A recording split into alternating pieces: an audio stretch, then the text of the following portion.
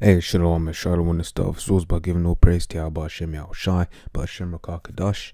Double honest to Apostle GMS and honest two brothers doing the work in truth, sincerity.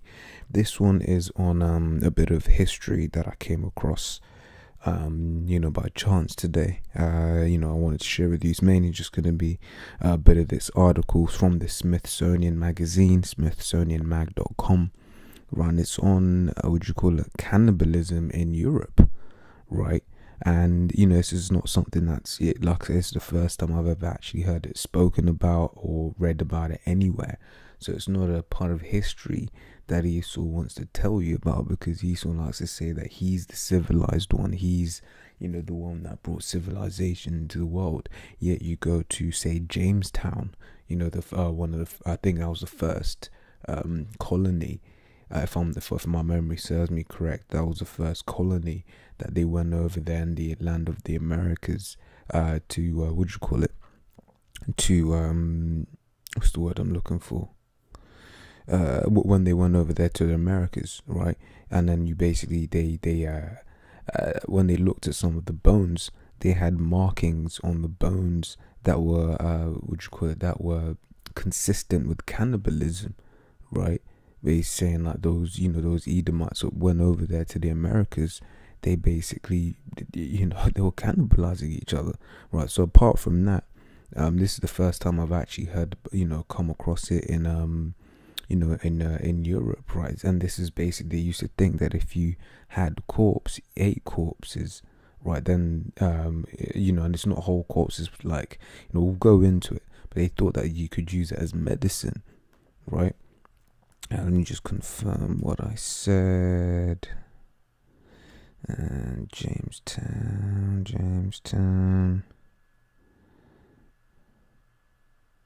Yeah, first permanent English settlement. Right, so yeah, you always want to make sure your information is correct, right? So yeah, go into this as where's a good place to start? Okay, I'll just start from the top. So, sweetness and wit. The last line of a 17th century poem by John Donne prompted Louis Noble's quest. Women, the line read, are not only sweetness and wit, but mummy possessed. Right, sweetness and wit, sure, but mummy. Right, says in her search for an explanation, Noble, a lecturer of English at the University of New England in Australia, made a surprising discovery. That word recurs throughout literature in early modern Europe. Right, from Donne's Love Alchemy to Shakespeare's Othello and Edmund Spenser, the Ferrari Queen, because mummies and other preserved and fresh human remains were a common ingredient in medicine of that time. And not long ago, Europeans were cannibals.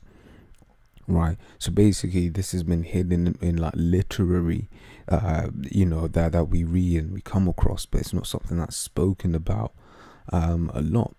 Right, this is Noble's new book, Medicinal Cannibalism in Early Modern English Literature and Culture, and another by Richard Sugg of England's University of Durham, says revealed that for several hundred years, peaking in the 16th and 17th century, many Europeans, including royalty, priests, and scientists, routinely ingested remedies containing human bones, blood, and fat as medicines for everything from headaches to epilepsy.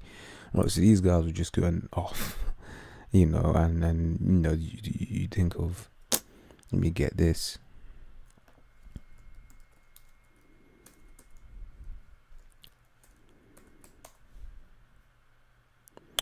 Right, it says 1 Timothy 6:20 says, O Timothy, keep that which is committed to thy trust, avoiding profane and vain babblings and oppositions of sciences falsely so called. Right, because the word science is supposed to mean truth, right? Knowledge, right? Knowledge, science. No, knowledge, sorry, it's supposed to mean knowledge, right? And opposition of science so called, but this isn't knowledge. This is foolishness, right? You read, what was it, Sirach? Is it 42? No, 43rd chapter. No, it's not what I want. What's this scripture? Slot. My memory escapes me. Let's get this one. Right, it says Psalms 104:14. Right, it says he causeth the grass to grow for the cattle and herb for the service of man, that he may bring forth food out of the earth. Right, so the herbs of the earth, that's what you're supposed to be using for medicine, not no human flesh. That's just off. Right, this is the one I want. Sirach 38:1. Right, it says Sirach 38 says, honor a physician with the honor due unto him for the uses which he may have of him. Right, it says, for Yahweh hath created him. Right, so basically you give honor to a physician, right, because there are some herbs that, if you take them incorrectly, will kill you. Right, there are some, for instance, if you have, I think pomegranate, unripe pomegranate or something like that, that can cause an abortion. Right, so if your woman's pregnant, then tell her not to be eating no raw pomegranate, man.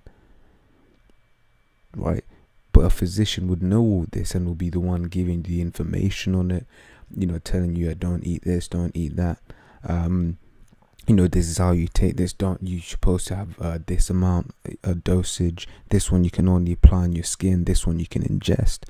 Right, it says, for of the Most High cometh healing, and he shall receive honor of the king. Right, and ultimately that's what it is. It's the Lord that gives healing, because you can take the herbs and then you can pray, but if the Lord wants you to be dealt with that ailment, you got to just deal with it.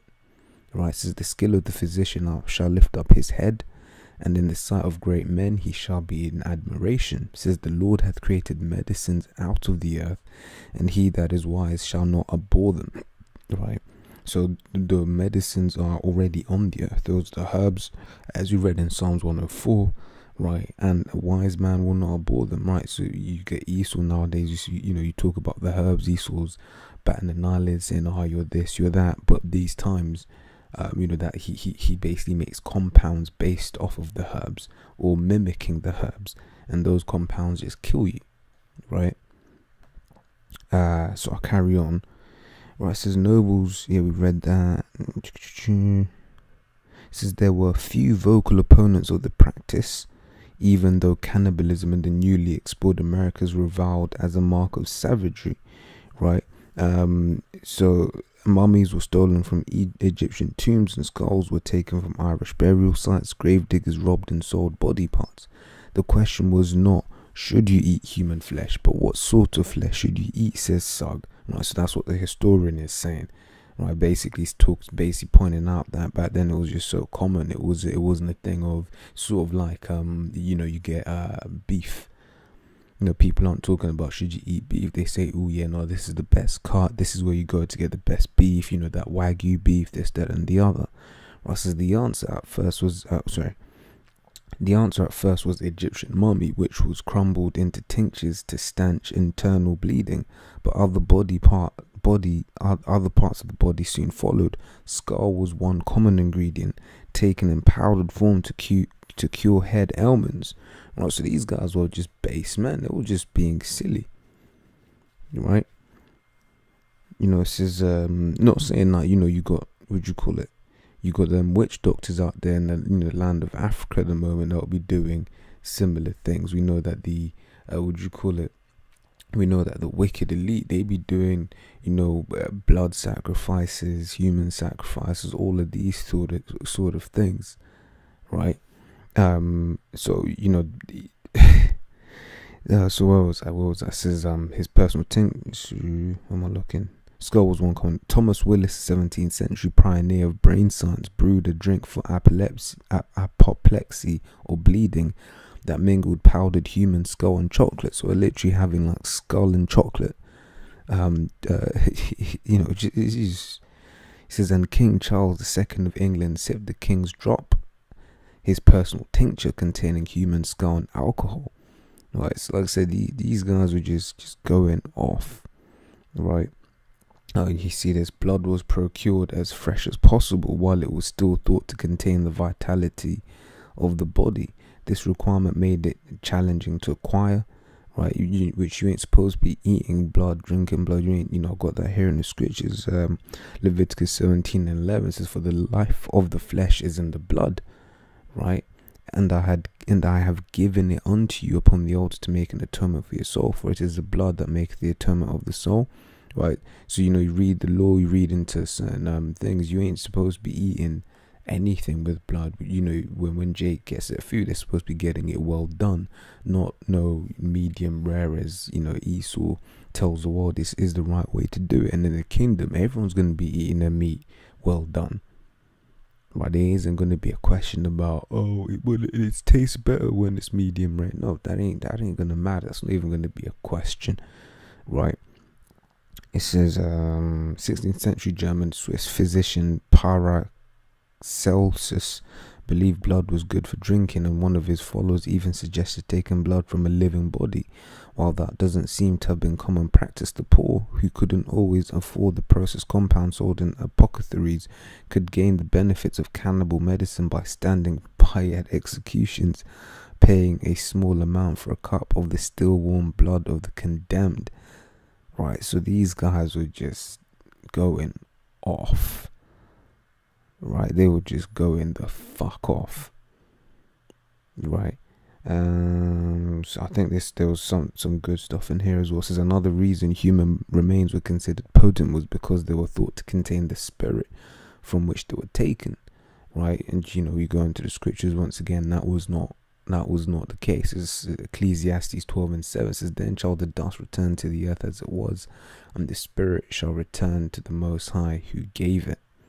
Right, so when you die, you break down into the elements, right, and then your body, your spirit goes back to the Heavenly Father, right? You also have that in Job, the 3rd chapter,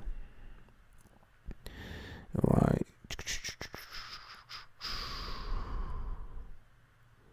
What is this? It says, why die? Yeah, Job 3:11 says, "Why died I not from the womb? Why did I not give up the ghost when I came out of the belly?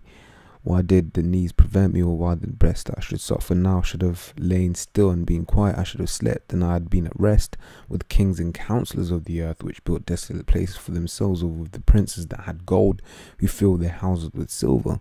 Or as an untimely hidden birth I had not been, as infants which never saw light. There the wicked cease from troubling, and there the weary be at rest. There the prisoners rest together. They hear not the voice of the oppressor. The small and the great are there, and the servant is free from his master." Right, basically going into the fact that, in the spirit world, everyone's there. Right, whether you're wicked, you're a sinner, if you're a spirit, you go back into the spirit world. Not this notion of hell that Esau likes to push out, going back from, what do you call it? The Catholic Church, right? It's one of the doctrines of the Catholic Church, which is just dogma. It's bullshit, right? So we carry on. It says, was considered a very real part of physiology, linking the body and the soul. Yada. I mean, in fact, let me read this. Even at corpse medicine's peak, two groups were demonized for related behaviors that were considered savage and cannibalistic. One was Catholics, whom Protestant condemned for their belief in transubstantiation, that is, that the bread and wine taken during Holy Communion were, through God's power, changed into the body and blood of Mashiach. The other group was Native Americans. Negative stereotypes were justified by the suggestion that these groups practiced cannibalism. Right, it looks like sheer hypocrisy, says Beth A. Conklin, a cultural and medical anthropologist at Vanderbilt University. So these guys were just being hypocrites, man. Right, they were just being hypocrites. Right, but one thing to note is that cannibalism is coming back in a heavy way. It was there before, right? It's recorded in the scriptures, it's prophesied, and it's going to happen again.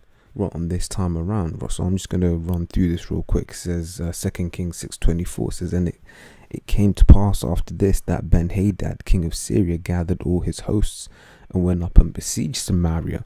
And there was a great famine in Samaria, and behold, they besieged it, until an ass's head was sold for 80 pieces of silver, and the fourth part of a cab of a dove's dung for 5 pieces of silver."